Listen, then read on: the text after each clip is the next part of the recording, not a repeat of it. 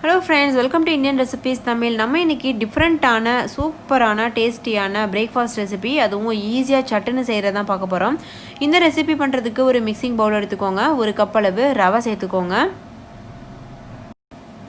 அதுக்கப்புறமா ஒரு அரை கப் அளவு தயிர் சேர்த்துக்கோங்க, புளிக்காத கெட்டி தயிராக சேர்த்துக்கோங்க. அதுக்கப்புறமா தேவையான அளவு தண்ணி சேர்த்து ஒரு இட்லி மாவு பதத்துக்கு நம்ம இதை கலக்கி வச்சிடலாம். நல்லா இந்த மாதிரி கலக்கிட்டு ஒரு 10 நிமிஷம் அப்படியே மூடி போட்டு மூடி வச்சுருங்க. ஏன்னா அந்த ரவை நல்லா ஊறிட்டு அப்படியே சாஃப்டாகணும், அதுக்காக தான். இப்போ பாருங்கள், 10 நிமிஷம் ஆயிடுச்சு. நல்லா ரவை ஊறி சாஃப்டாக இருக்குது. இன்னுமே நம்மளுக்கு தண்ணி கொஞ்சம் தேவைப்படுது. ரொம்ப கெட்டியாகிடுச்சு பாருங்கள். ஊறினதும் தண்ணி சேர்த்து நம்ம கலக்கிக்கிறலாம். அதுக்கப்புறமா ஒரு ஸ்பூன் அளவு உப்பு சேர்த்துக்கோங்க, சுவைக்கேற்ப உப்பு. அதுக்கப்புறமா பேக்கிங் சோடா, இது முற்றிலும் ஆப்ஷனல், உங்களுக்கு வேணும் அப்படின்னா சேர்த்துக்கோங்க. பேக்கிங் சோடா ஒரு அரை ஸ்பூன் சேர்த்துக்கோங்க. அப்படி இல்லைனா நீங்கள் பேக்கிங் பவுடர் கூட சேர்க்கலாம், இல்லைனா ஈனோ பவுடர் சேர்க்கலாம். சேர்த்துட்டு இது நல்லா மிக்ஸ் பண்ணிக்கோங்க. தேவையான அளவு தண்ணி சேர்த்து இட்லி மாவு பாத்துக்கு மிக்ஸ் பண்ணிக்கலாம். இட்லி மாவு பாத்துக்கு மிக்ஸ் பண்ணதுக்கப்புறமா இந்த மாதிரி சின்ன சின்ன கிண்ணம் எடுத்து வச்சுக்கோங்க. அதில் எண்ணெய் தடவி வச்சுக்கோங்க. லைட்டாக எண்ணெய் தடவினா போதும். இதில் நம்ம இட்லி எப்படி ஊற்றுவோம் அதே போல் நீங்கள் ஊற்றிடுங்க. பாருங்கள், இந்த மாதிரி. நான் இன்றைக்கி 3 கிண்ணம் எடுத்து வச்சுருக்கேன். எண்ணெய் தடவி எடுத்து வச்சுருக்கேன். ஃபுல்லாக இந்த கிண்ணம் நிரம்புற அளவு கொஞ்சோண்டு இடம் விட்டுட்டு ஒரு 3/4 கிண்ணம் அளவு ஊற்றிக்கோங்க.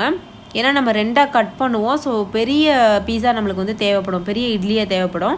இந்த அளவுக்கு நம்ம இதே போல் மீதி இருக்க எல்லா கிண்ணத்துலேயும் ஊற்றி வச்சிடலாம். ஊற்றினதுக்கு அப்புறமா இந்த மாதிரி ஒரு கடாயில் ஸ்டாண்டு போட்டுட்டு தண்ணி ஊற்றி நல்லா கொதிக்க விட்டுருங்க. நம்ம எப்படி இட்லி வேக வைப்போம் அதே போல் தான். ஆனால் இது இட்லி தட்டில் பண்ண முடியாது, இந்த மாதிரி கிண்ணத்தில் தான் பண்ணணும். இப்போ இந்த கிண்ணங்கள்லாம் நம்ம இதில் ப்ளேஸ் பண்ணிடலாம். இந்த ஸ்டாண்டில் வச்சிடலாம். வச்சுட்டு மூடி போட்டு மூடிட்டு ஒரு 10 நிமிஷம் லோ ஃப்ளேமில் குக் பண்ணுங்கள். இட்லி மாதிரியே தான், அப்படியே இது இட்லி மாதிரி தான். ஆனால் கொஞ்சம் பெருசாக ஊற்றி இருக்கிறதுனால கொஞ்சம் ரொம்ப நேரம் ஒரு 10லேருந்து 15 நிமிஷம் வரைக்கும் இது வேக ஆகும். மூடி போட்டு மூடியாச்சு. இது நல்லா வேகட்டும். இது வெந்து வர்றதுக்குள்ளே நம்ம இதுக்கான ஸ்டஃபிங் தயார் பண்ணிடலாம்.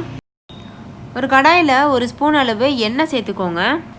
எண்ணெய் சூடானதோ அது கூட ஒரு வெங்காயம், ஒரு தக்காளி, கொஞ்சம் போல் பட்டாணி, 3 பச்சை மிளகா, அதுக்கப்புறமா கொஞ்சம் போல் கொத்தமல்லி இலை, இது எல்லாத்தையும் நல்லா பொடியாக நறுக்கி வச்சுருக்கேன். இதை நான் இப்போ சேர்க்க போகிறேன் எண்ணெயில். நீங்கள் வேணும்னா கேரட்டு, காலிஃப்ளவர் இந்த மாதிரியான காய்கறிகள் கூட நீங்கள் சேர்த்துக்கிறலாம். நான் பட்டாணி மட்டும்தான் சேர்க்குறேன்.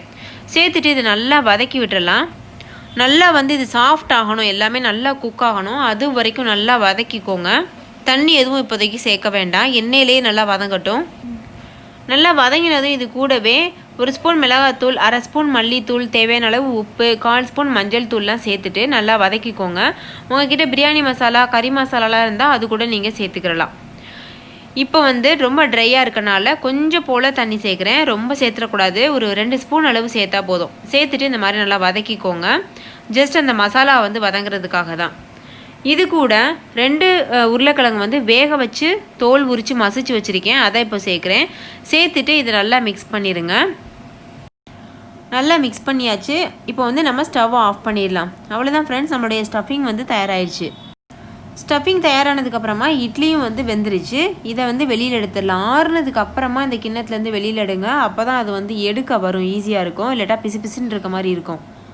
இப்போ பாருங்கள், இட்லி நல்லா ஆறிடுச்சு. ஓரங்கள்லாம் லைட்டாக கத்தி வச்சு கீறி விட்டுட்டு இப்படி டேப் பண்ணிங்கன்னா வெளில வந்துடும்.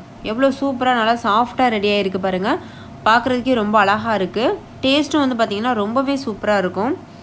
இப்போது இதை நடுவில் குறுக்க கோடு போட்டு கத்தி வச்சுட்டு நல்லா கோடு போட்டு இதை கட் பண்ணிக்கிற போகிறோம். பாருங்கள், இந்த இடத்துல இப்போ 2ஆக கட் பண்ணிவிட்டு காமிக்கிறேன். பாருங்கள், இந்த மாதிரி கட் பண்ணுறது ஈஸி தான், ஏன்னா சாஃப்டாக இருக்கிறதுனால ஈஸியாக கட் ஆயிரும். இதுக்குள்ளே நம்ம ஸ்டஃபிங்கை ஃபில் பண்ணிடலாம். நம்ம செஞ்சு வச்சுருக்கோம் பார்த்திங்களா உருளைக்கிழங்கு ஸ்டஃபிங்கை, அதை ஃபில் பண்ணிடலாம். இதுக்கு நீங்கள் சட்னி எதுவுமே தேவையில்லை. ஜஸ்ட்டு டொமேட்டோ கெச்சப் வச்சு சாப்பிட்றலாம். ரொம்பவே சுவையாக இருக்கும். அப்படி இல்லட்டுன்னா நார்மலாகவே பர்கர் மாதிரி கடிச்சு சாப்பிட்றலாம். இப்போது ஸ்டஃபிங் வச்சாச்சு. வச்சதுக்கப்புறமா இந்த இட்லியை மூடிடலாம். மூடிட்டு இதை நம்ம பேனில் ஃப்ரை பண்ண போகிறோம். ஒரு கடாயில் ஒரே ஒரு ஸ்பூன் மட்டும் எண்ணெய் சேர்த்துக்கோங்க. எண்ணெய் சூடானதுக்கப்புறம் நம்ம ஸ்டஃபிங் பண்ணி வச்சுருக்கோம் பார்த்திங்களா அந்த இட்லி, ரவை இட்லி, அதை இதில் சேர்த்துடலாம். சேர்த்துட்டு 2 பக்கம் திருப்பி விட்டு 2 சைடும் நல்லா கோல்டன் ப்ரௌன் கலரில் வந்ததுக்கப்புறம் நம்ம வெளியில் எடுத்துடலாம். இதில் கண்டிப்பாக இந்த ஸ்டெப் ரொம்ப முக்கியம். ஏன் அப்படின்னு கேட்டிங்கன்னா 2 பக்கம் ஃப்ரை ஆகும்போது டேஸ்ட் இன்னுமே இன்க்ரீஸ் ஆகும். திருப்பி விடும்போது ரொம்ப ஸ்லோவாக திருப்பி விடணும். ஏன்னா நம்ம இட்லி கட் பண்ணியிருக்கனால ஸ்டஃபிங் வெளில வர்றதுக்கு வாய்ப்பு இருக்குது. ஒரு சைடு வெந்துருச்சு அப்படின்னா இன்னொரு சைடு வந்து ரொம்ப சீக்கிரமாக வெந்துடும். ஸோ இதே போல் 2 பக்கம் வந்து கோல்டன் ப்ரௌன் கலர் ஆனதுக்கப்புறம் இந்த மாதிரி வெளியில் எடுத்து சர்வ் பண்ணிடலாம். பார்க்குறதுக்கே ரொம்ப அட்டகாசமாக இருக்குது, டேஸ்ட்டும் செம்மையாக இருக்கும் ஃப்ரெண்ட்ஸ். ட்ரை பண்ணுங்கள். இன்னொரு சூப்பரான ரெசிபியோடு நான் உங்களை சந்திக்கிறேன். தேங்க்யூ, பாய்.